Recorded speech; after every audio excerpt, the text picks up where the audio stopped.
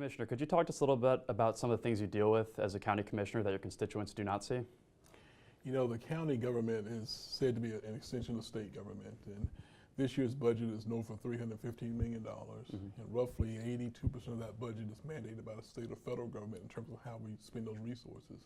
What many people don't know is that the county owns the hospital, the county owns the airport, and we appoint people to serve on those boards to manage and govern those entities. But we also fund the schools to the tune of roughly $90 million a year. We pay for all the debt service for our schools. We provide the teacher supplements, so every teacher that gets an 8% supplement comes from the county, the Board of County Commissioners. We fund your health department, Department of Social Services. We fund your county parks, Airlie Garden, Ogden Park, UMcCray Park, which many people think is a city park. We fund your county libraries. We fund the jail and the sheriff's department. It costs roughly $82 a day to house someone in our jails, and those things are coming from your tax dollars as well. We have roughly 30 plus different boards and committees that we serve on, and we divvy those up amongst ourselves.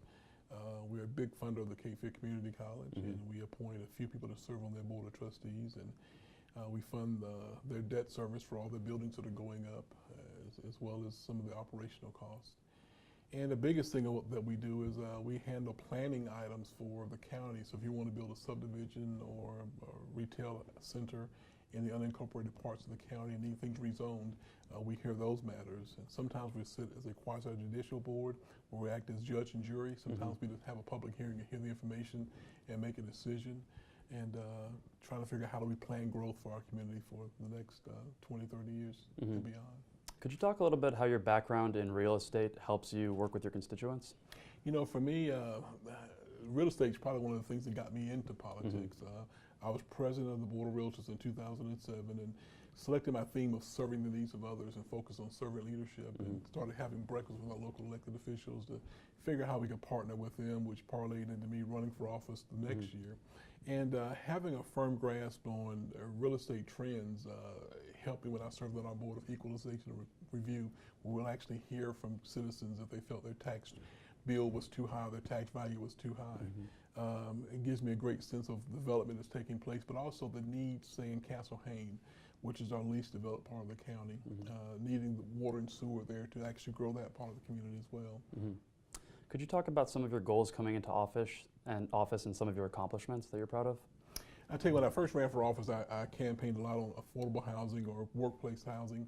We're finding that there are so many people that work in Wilmington are having a tough time finding affordable housing to live here. Our police officers and our sheriff's deputies and our teachers making $30,000 to $35,000 a year. It's kind of hard to find affordable housing for them.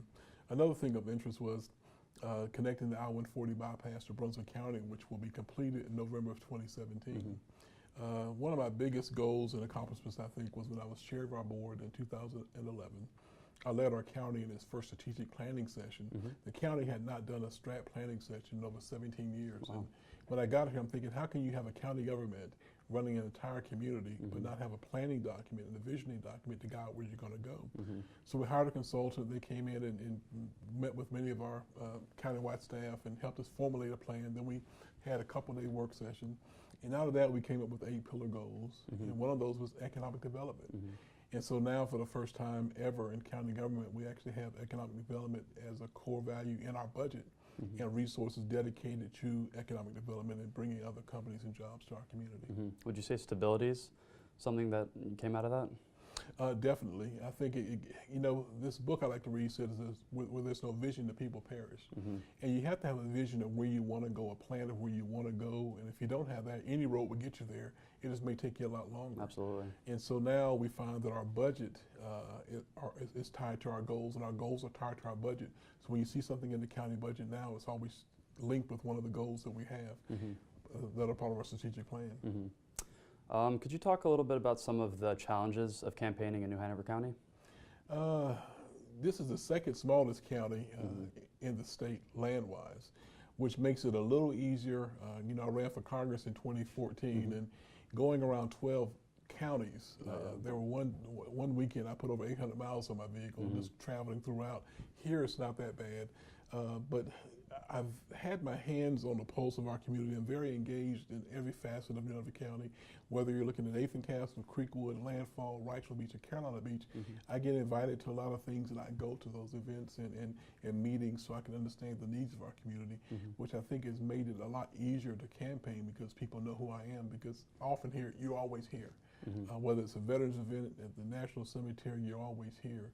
And so for me, it's not really a great challenge, but at the same time, there's so many things going on, trying to divide myself sometimes can be a challenge. Could you discuss a little bit more the difference between campaigning for a county commissioner and campaigning for a seat in Congress? It was a total different experience. Fortunately, I had the opportunity to work with a man named James Adams, who is a political consultant for a company called the Pincus Group out of DC, and he did media training with me and kind of stretched my horizons in terms of how to campaign at that level. I read this great book called What Got You Here Won't Get You There, and recognizing that what got me to a county seat was not going to perpetuate me into, propel me into a seat in Congress if I didn't change some things, and learning how to stand before an audience and actually have a real debate versus a candidate forum.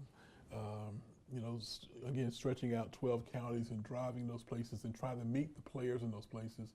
Here, I know people, but going to a Johnston County, I had to learn who the key people were and build relationships with those individuals. But you have a compressed amount of time to do that versus having grown up in the city and a county where everyone knows who you are. And so it's been much easier from the local level.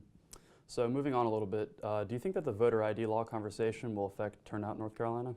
Now that it's been repealed by the federal government, I think it's going to enhance turnout. I think that people were getting prepared, getting their IDs. It's unfortunate that the Fourth Circuit Court of Appeals said that our General Assembly, with surgical precision, were trying to target African Americans to disenfranchise them from the voting process. And fortunately, those folks at that level recognized that and struck down that law. And to me, the right to vote is something that many people have fought and died for. When you think about the civil rights movement, that is far removed from where we are now in a sense, but there's so many that lost their lives that we all could have the right to vote. The fact that women didn't always have the right to vote. And so I want to make sure that everyone has access to this great thing that makes our country a democracy. And so I'm glad it's been struck down. Do you think that the conversation will affect political efficacy a little bit in a younger audience, just the conversation alone? Recognizing if you have a right taken away from you, I think that it will definitely get people engaged to talk about just that. I mean, can you imagine, my daughter just came back on a mission trip in Guatemala. Can you imagine not having access to your cell phone? No. Not having a phone, not having electricity, not having the television to watch. So imagine not being able to go and vote when you see so many other countries around electing people to serve, but you're in a situation where you don't have that right. To me, it will be pretty devastating looking at where our country is now. And we don't want to be regressive, we want to be progressive. All right, so in what ways do you think New Hanover County and the state of North Carolina could more effectively get a younger audience involved in politics, local politics and else? Wow, I know that from our state, I just got back from Richmond, Virginia, and their community has really engaged the millennials in everything that they do, from their marketing to their Chamber of Commerce to their boards and committees. They have really made an effort to engage the millennials, recognizing that they're not just the leaders of tomorrow, they are the leaders of today. They have creative minds, and it's so important we embrace everyone. And just coming back off of that trip, my goal is to find ways to do just that, to bring more of the younger people into the fold.